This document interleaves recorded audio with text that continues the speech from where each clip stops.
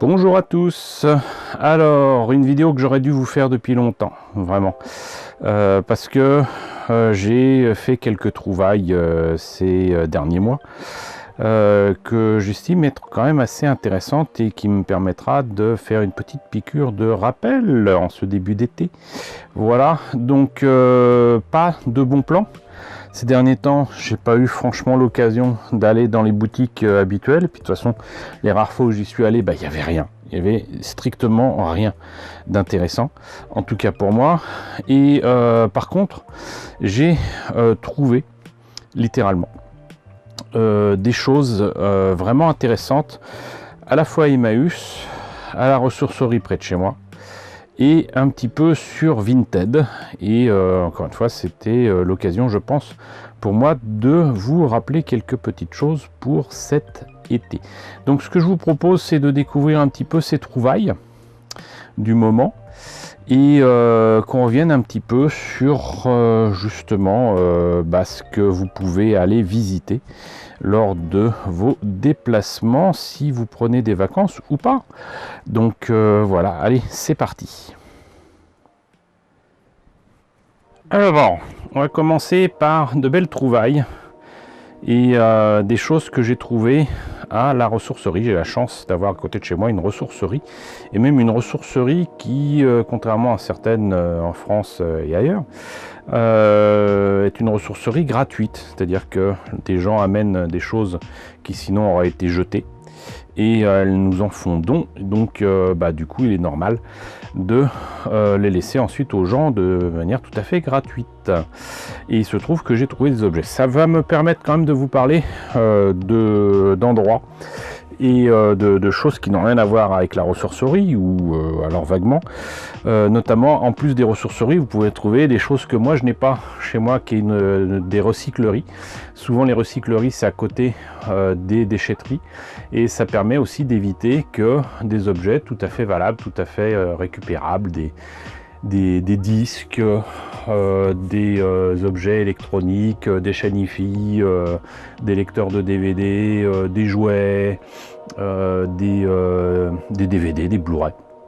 Plein de choses peuvent être retrouvées dans des recycleries, et ça permet d'éviter non seulement la surconsommation, mais que des choses soient jetées alors qu'elles sont tout à fait utilisables. Donc n'hésitez pas à visiter vos ressourceries, des recycleries. Si c'est pas les vôtres, si c'est dans des endroits que vous visitez lors de vos vacances, allez-y. J'en profite aussi pour vous rappeler que j'ai fait un vlog avec plein de bons conseils pour les vides-greniers, et si vous allez en province, des vides-greniers vous en aurez plein. Autant les vides-greniers sur les grandes agglomérations, notamment comme Paris, il n'y en aura pas tellement cet été. Il y en a plein dans des régions autour de Marseille, de Toulouse, peut-être de Bordeaux, ça je sais pas, mais vous avez plein de vides-greniers l'été en province. Donc allez-y, profitez-en. C'est une petite balade dominicale, comme je le dis dans cette vidéo. Je vous mets le lien ici. N'hésitez pas à puiser dans tout ce que je dis dans cette vidéo. Sinon, pour revenir sur la ressourcerie, en fait, j'y ai trouvé pas mal de choses. Enfin, là, c'est une petite sélection, mais j'y ai trouvé des choses assez rigolotes, notamment ce jouet qui m'a tout de suite fait penser à Optimus Prime, sauf que c'est pas un robot transformable, mais vous voyez que c'est bel et bien le même camion. Et ce qui est rigolo, c'est qu'apparemment donc il y a un système ici qui permet de faire tenir la remorque ou non. Alors c'est juste dommage que ce soit ici donc très abîmé, et que le métal que je soupçonne être du Zamac soit oxydé à ce point. Les chromes sont passés un petit peu, mais donc je vous laisse apprécier ce qui est indiqué sous cet objet. Moi ça m'a fait penser à Optimus Prime, j'ai pas hésité à le prendre parce que justement ça me faisait penser à Transformers. Mais sinon, donc vous le voyez ici, là on est quand même très clairement dans le thème de Star Wars. Et ce qui est rigolo, c'est qu'un ami de la ressourcerie est tombé dans j'allais dire un coffre à jouets, un carton avec plein de joujoux. Il est tombé sur ce qui restait d'un X-Wing. Il a immédiatement pensé à moi, et il a bien fait parce que bon, d'une part, laisser un objet pareil à un enfant, bof, parce que il manque non seulement les ailes, mais en plus il y a une aile qui est cassée.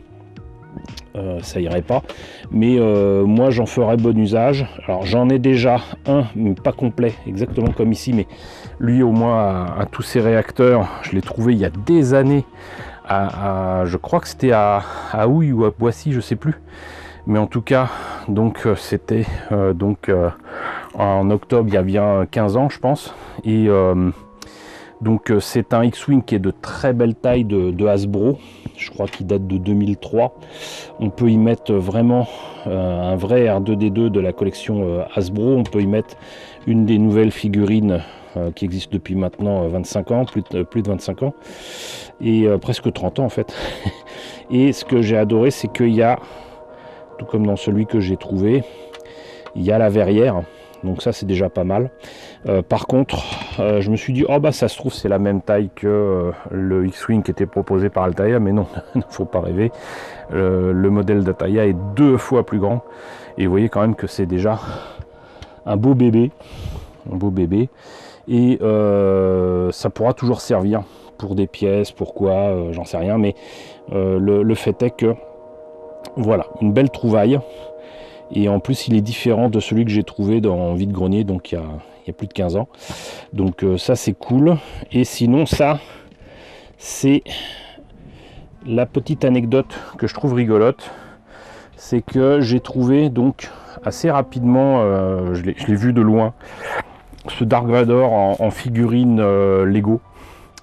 Et c'est un réveil, hein, donc vous voyez que c'est un gros personnage Lego, et en plus de ça, voilà, il s'allume quand on appuie sur la tête. Ça, je ne l'ai découvert qu'en regardant des images sur le net, mais le fait est que j'ai juste changé les piles.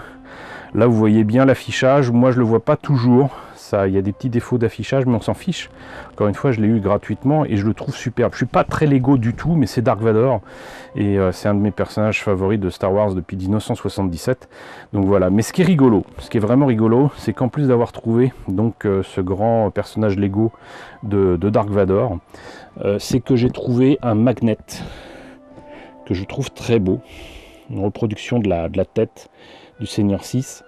Et c'était rigolo parce que donc je venais de trouver ce Dark Vador en Lego et juste après je trouve ce magnet avec la tête de Dark Vador, voilà, et qui tient très très bien sur mon sur mon frigo, et j'étais ravi. Voilà, c'était une journée placée sous le signe de Star Wars, puisque j'ai non seulement eu ces Dark Vador mais ce X-Wing exactement la même journée. Voilà, donc bah écoutez, on a fait le tour pour la ressourcerie, j'ai parlé des recycleries, des vide-greniers.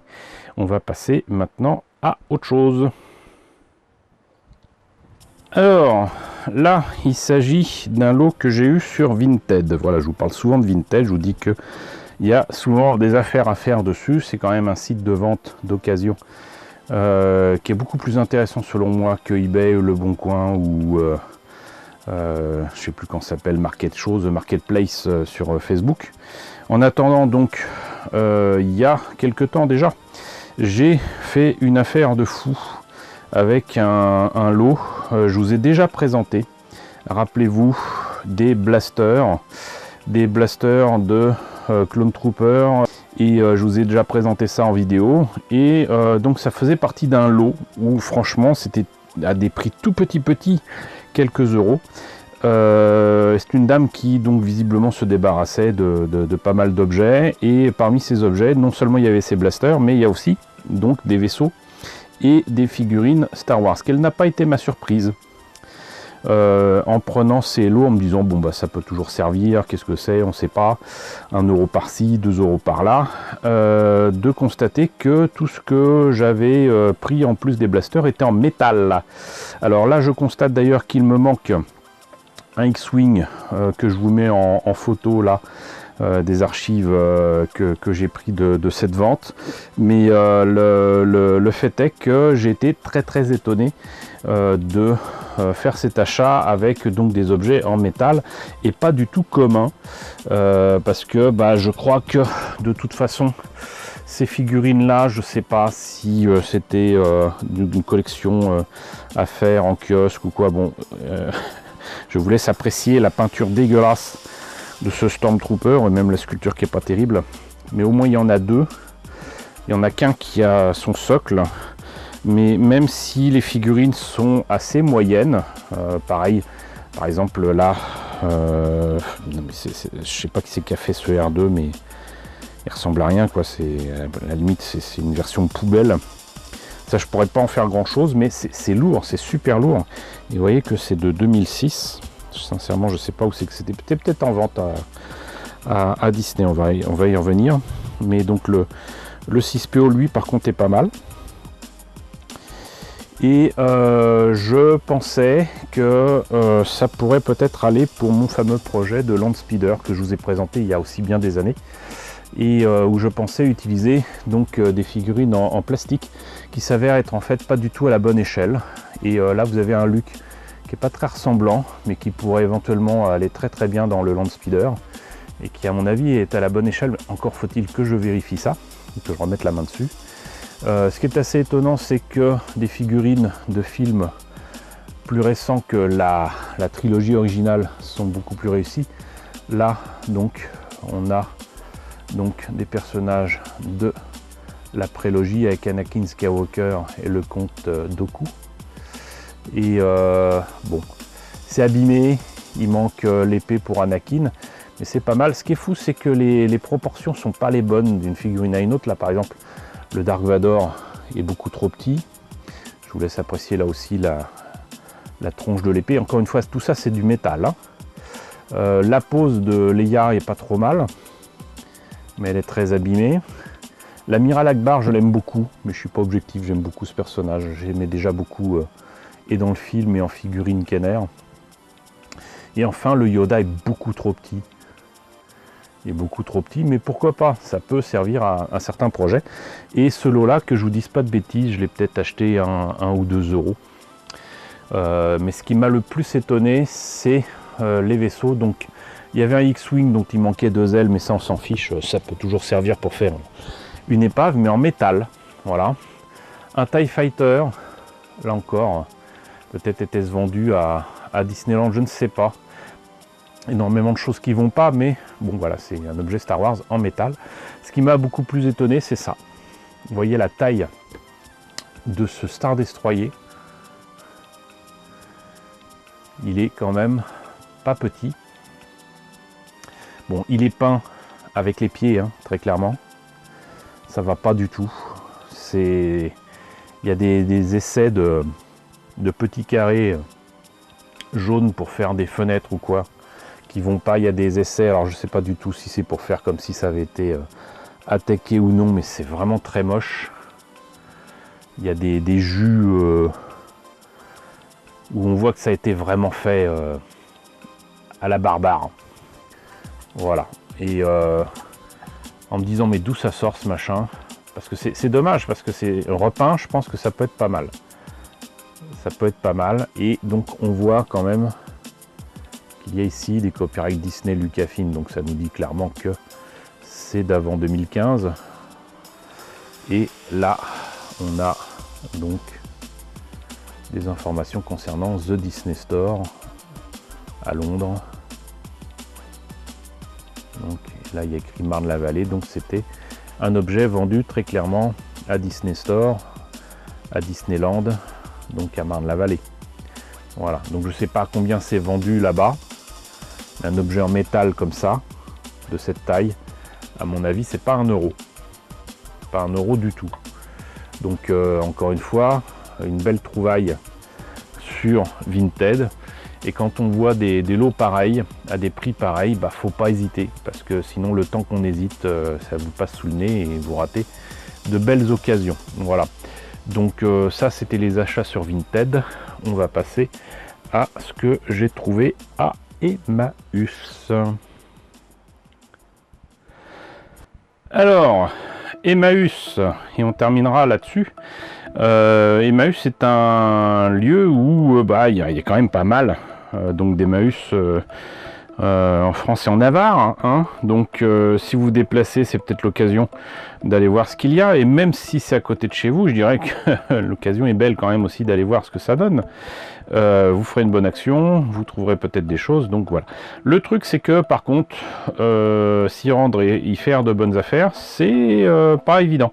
Moi en tout cas j'y vais régulièrement, et comme vous l'avez vu, la seule fois où j'ai fait des super affaires, c'est une seule fois en 10 ans, en compagnie de Monsieur Toys, qui m'a servi de pâte de lapin, chanceuse. Et donc j'y ai trouvé des tonnes d'objets, notamment autour de Warhammer, et c'était juste formidable. Voilà, une super journée, et vraiment pour pas grand chose en termes de dépenses. Mais donc en y allant régulièrement, je fais des affaires régulièrement. Je vous en ai déjà parlé là aussi lors de différentes vidéos trouvailles ou bons plans. Donc les Emmaüs qui est près de chez moi, j'y ai trouvé donc un lot de ces trucs là. Je ne sais sincèrement pas d'où ça sort, je n'en ai pas la moindre idée. Et là aussi vous allez me dire, mais pourquoi tu as pris ça? Mais qu'importe, le fait est que voilà, vous avez ici des grappes avec des petits objets carrés. Alors là je sais pas quelle forme quel nom on pourrait donner à cette forme, mais voilà, vous avez des triangles et tout ça, et ça sera parfait pour mettre sur des kits bâches, sur des vaisseaux, c'est un peu épais, mais c'est comment dirais-je, c'est coupé d'une certaine manière qui fait que c'est pas droit. Je sais pas comment vous expliquer ça, mais enfin bon, moi ça me parle. Et en plus de ça, vous en avez non seulement de différentes couleurs, même si je vais repeindre, mais vous en avez en plus en transparent pailleté, qui parlerait certainement à l'ami Rémi. Coucou Rémi. Et donc il y avait ces formes là, et des formes un petit peu plus étranges, et ça j'ai immédiatement pensé à certains Gunpla, à certains Gundam de Gundam Bullfighters, et ça pourra toujours servir. Et surtout là aussi j'ai pas trop hésité, parce que si c'était 5-10 € encore, je me dirais non, c'est bon, tu peux faire ça tout seul, que vas-tu en faire? Mais vous le voyez, donc toutes ces grappes, toutes ces pièces étaient à 2 €. Et si je me rappelle bien, j'ai même eu un prix, je crois, parce que j'ai pris un lot. Donc voilà, donc ça c'est une première chose. Mais surtout, sur place, le même jour, j'ai trouvé ces trucs là. Je savais pas trop ce que c'était, je pensais que c'était des primes McDo, et en fait non. Vous aurez certainement reconnu si vous connaissez le jeu. En fait c'est des vaisseaux spatiaux Star Wars, certes, mais avec des catapultes, des lance-pierres pour Angry Birds, donc ces oiseaux pas très contents. Alors il n'y a pas les oiseaux qui ont parfois la forme des personnages de Star Wars, avec un pilote de X-Wing, un Dark Vador ou quoi, mais c'était surtout à 50 centimes. Et moi ça m'a fait penser à ces jouets Star Wars un peu déformés, encore une fois prime McDo, que je vous ai présenté, que j'avais repeint, que j'avais modifié, et que j'avais trouvé assez sympa à faire. Voilà, des petits projets vraiment très cool, notamment je pense immédiatement à un Faucon Millennium, qui était en fait un jeu vidéo, un jeu électronique, et pour 50 centimes je me disais ça peut être rigolo à faire. Maintenant le truc c'est que j'hésite à garder en fait ces lance-pierres, et je vais peut-être enlever le mécanisme, mais ça serait bête parce que c'est fonctionnel. Puis bon, à 50 centimes franchement ça faisait 1 € les deux, je risquais pas grand chose. Voilà. Et sinon donc ce camion ou un 25e en maquette, là aussi bon de rappeler qu'on peut trouver parfois dans des dépôts ventes, et notamment à Emmaüs, des maquettes pas chères. Ce kit était à 3 €. Pour autant il me faut vous en parler, parce que